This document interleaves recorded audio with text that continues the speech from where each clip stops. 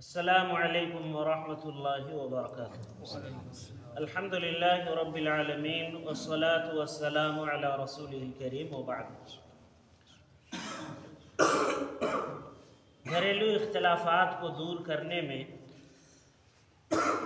एक अहम बात ये भी है कि शौहर और बीवी आपस में ही एक दूसरे से खुद अपनी ही पिछली गलतियों को जिनसे वो तौबा कर चुके हैं जिक्र ना करें। हत्ता कि एक शख्स शादी से पहले वो फिस्को फुजूर की इंतहा को पहुंचा हुआ हो, लेकिन उसने उन तमाम गुनाहों से अपने आप को बचाया और तौबा कर लिया। पहले था गुनहगार लेकिन अब तौबा कर चुका है। वो अपने दूसरे पार्टनर को, शरीक हयात को कभी भी उन गुनाहों का तज़किरा ना करे। हत्ता कि अगर बीवी पूछे तब भी शौहर उसका तज़किरा ना करे, और शौहर अगर पूछे तो बीवी उसका तज़किरा कभी ना करे। ये एक बड़ी अहम बात है। अल्लाह के नबी सल्लल्लाहु अलैहि वसल्लम ने इरशाद फरमाया, सहीहैन की रिवायत है, कुल्लु उम्मती मुआफ़ातन इल्लल मुजाहिरीन। मेरी उम्मत के तमाम अफराद माफ़ किए गए हैं सिवाय मुजाहिरीन के। अब साहबे कराम ने पूछा कि इजहार क्या चीज़ है, मुजाहिरीन कौन लोग हैं? अल्लाह के नबी सल्लल्लाहु अलैहि वसल्लम ने फरमाया कि मुजाहिरीन वो लोग हैं कि रात में तारीकी में छुप कर वो कोई गुनाह करते हैं और फिर अल्लाह रब्बुल आलमीन उनके गुनाह पर पर्दा डाले हुए हैं। वो सुबह में खुद ही लोगों से बयान करते हैं कि वह फलां मैंने पिछली रात में ऐसा और ऐसा काम किया है, यानी ऐसा लग रहा है कि बड़ा अच्छा काम किया है, हालांकि वो गुनाह का काम है। अल्लाह के नबी सल्लल्लाहु अलैहि वसल्लम ने बतलाया कि वो रात किया, रात में अल्लाह ताला ने उसके उस गुनाह पर पर्दा डाले हुए था। सुबह किया तब भी पर्दा डाले हुए था, लेकिन सुबह होने के बाद उसने अल्लाह रब्बुल आलमीन के उस पर्दे को फाश किया और लोगों के सामने खुद ही अपने गुनाह को बयान करता फिरता है कि मैंने फला काम किया है।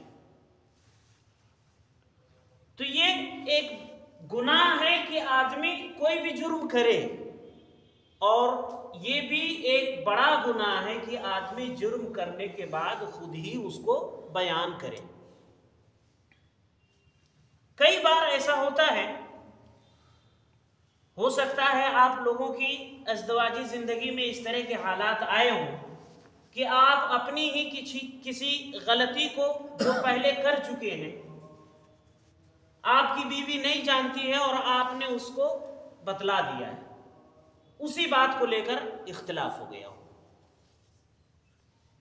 इसी तरह से एक दूसरे को चाहिए कि वो दूसरों की कमियां और कोताहियां और बुराइयां जो पता चल जाएं उसमें कभी आर ना दिलाएं, कभी उनको शर्म ना दिलाएं, और ऐसे ही वो कमियां कोताहियां जिसका बराह रास्त उससे ताल्लुक नहीं है, यानी आपकी ससुराली रिश्तेदार कोई गलत काम आपके साथ किए, मिसाल के तौर पर आपका बिजनेस पार्टनर है आपका साला, आपकी बीवी का भाई, उसने कारोबार में आपके साथ कोई धोखा कर दिया।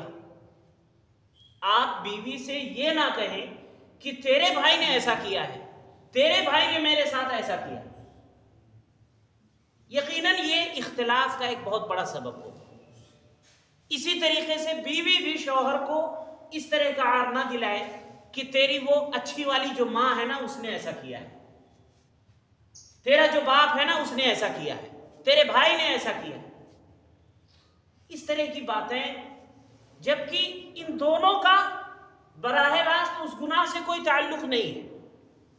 जुर्म किसी और ने किया है, अपने पार्टनर को, अपने शरीके हयात को आप उस जुर्म के एवज में ना घसीटें।